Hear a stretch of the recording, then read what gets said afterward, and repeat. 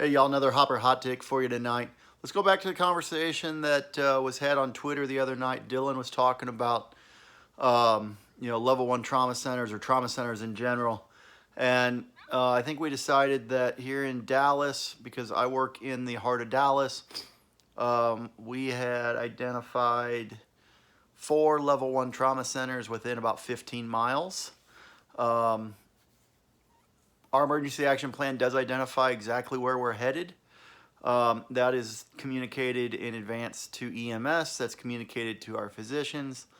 Like I said, that's part of our emergency action plan, part of our protocols. This is where we're going, right?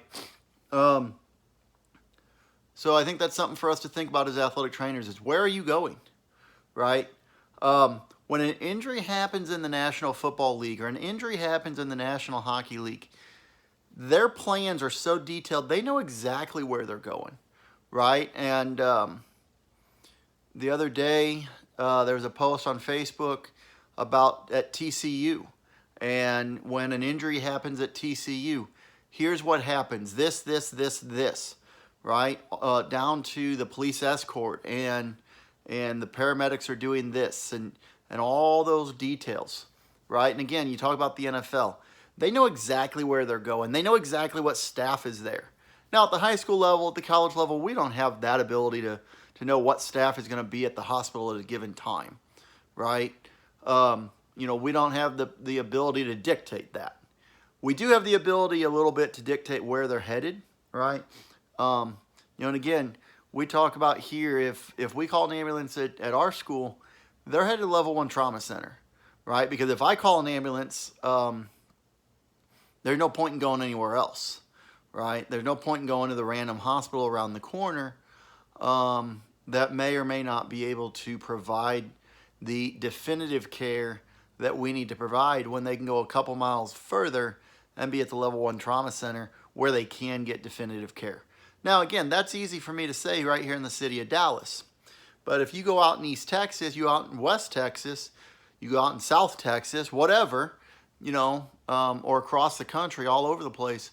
You go out in these rural areas, you may not even have a hospital for an hour, right? So what's your plan there?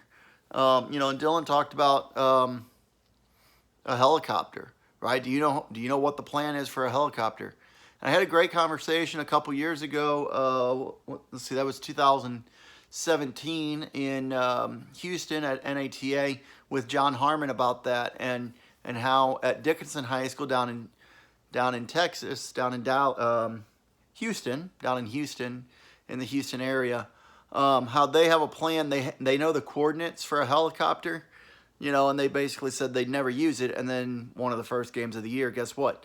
They called a helicopter, right? So it's important that we know what's happening once that athlete leaves our facility, just as much as it's important to know what happens when that athlete gets injured and what are we doing in the facility, right? So let's make sure we think about that. Like I said, again, in our emergency action plan, we have the nearest hospital listed. We know that address. The phone number is listed there too. We also have the address for the nearest level one trauma center. And once again, our policy dictates that they're going to level one trauma center unless the paramedics or the team physician choose otherwise. But I think it's really important that we think about those details. Always think about our emergency action plans. We think about this all the time. And again, make sure we're practicing those skills. And so that's my Hopper hot take tonight is thinking about our emergency action plans, what we're doing after the injury occurs, where they're headed, and what are we doing to get there. You guys have a good night.